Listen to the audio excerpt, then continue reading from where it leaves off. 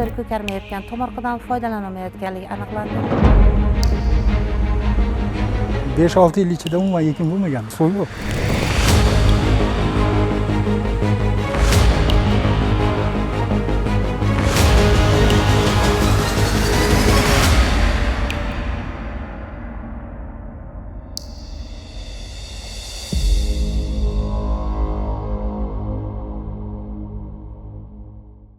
Siz tasvirlarda ko'rib turgan mana bu yashil tomorqa o'zimizning Yangiqo'rg'on tumanida tomchilatib sug'orish orqali barpo qilingan. Bu yerning mehnatkash odamlari har bir tomchi suvni hayot va baraka deb bilishadi. Buni qarangki, ilojsizlikni katta imkoniyatga aylantirgan qishloq aholisiga bugun nodavlat notijorat tashkiloti katta suyanch bo'lmoqda. Namangan viloyati Yangiqo'rg'on tumanidagi Qutlug'tol mahallasida 3000 nafarga yaqin aholi istiqomat qiladi. Ular orasida nogironligi bo'lgan insonlar ham yashaydi. So'nggi yillarda bu yerdagi aholini suv muammosi qiynab kelmoqda. Tomorqani sug'orish bu yoqda tursin, hatto ichimlik suvini olish uchun ham odamlar uzoq masofalarni bosib o'tishga majbur bo'lmoqda. Bu esa imkoniyati cheklangan kishilarga anchayin og'irlik qiladi. Biroq bu qiyinchiliklarga barham berishning ilk qadamlari tashlandi. Namangan viloyatidagi fuqarolik tashabbuslarini qo'llab-quvvatlash nodavlat notijorat tashkiloti mahallaning og'irini yengil qilish maqsadida toza suv, salomatlik va barkamollik garovi nomli ijtimoiy loyihasini tayyorladi. Loyiha dolzarbligi inobatga olinib,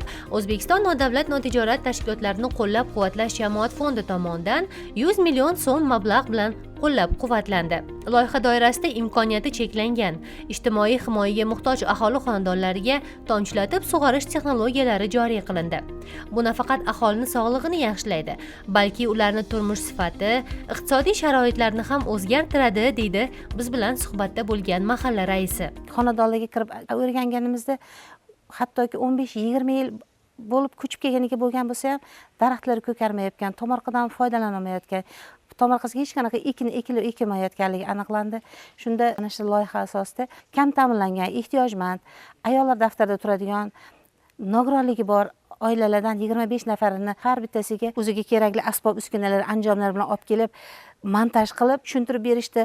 Hammasini qilganimizdan keyin mana ko'rib turibsizlar. Hozir mana tomorqadan hammalari unumli foydalanishyapti. Ekinlar ekishgan, shuncha necha 4 yil, 5 yildan beri hech narsa ekolmayotgan xonadonlarda ham mana hozir ekib, tomorqadan unumli foydalanib ekishyapti. Bundan aholimiz xursand. Aholimiz qancha o'ziga to'q bo'lsa, o'zidan tomorqasidan nimanidir olib chiqib, ozgina bo'lsa ham o'zini qozoniga solib, bozorga yugurmasdan tomorqasidan olib chiqib yesa, bizga foyda. Bozordan olib kelmaydi-yu, oilasiga o'sha mablag' qoladi. Targ'ibot qilyapmiz aholiga, qanchadir haliga suv yo'q deb tomorqadan foydalanmasdan shuni qilishsa yaxshi bo'lar ekan. Suv yo'qligi sababli xonadonda yillar davomida yashillik o'smagan uy egasi bu loyiha faqat suv haqida emas, inson haqida ekanligini angladim, deydi mamnuniyat bilan. Buni eng nimasi suv ekonomishni bo'ladi-da bunda. Ortiqcha suv rasxod bo'lmaydi buni nimasiga. Faqat ko'chat o'ziga ketadi, o't bosmaydi, boshqa bo'lmaydi. Halik hadeb chopiq qilinavermaydi bu narsani. Endi bu yil holatini ko'ramizda, mana kuzgacha ekib boramizda. Hozircha yaxshi, yomon emas bu.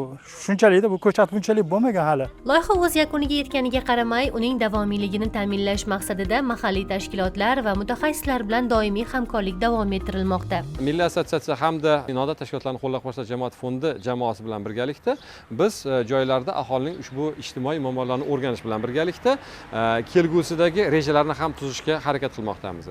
Nodavlat notijorat tashkilotlari tomonidan takliflar kelib tushdi va ushbu takliflar ham ijtimoiy muammolarni hal qilishga qaratilganligini inobatga olgan holda safarimiz davomida bu loyihalarni ko'rib chiqish, joylarga chiqib va ularni yechimi bo'yicha o'z takliflarimizni kiritish maqsad qilib qo'yilgan. Qutlug'tol mahallasida amalga oshirilgan bu xayrli loyiha boshqa hududlarga ham namuna bo'lishiga ishonamiz.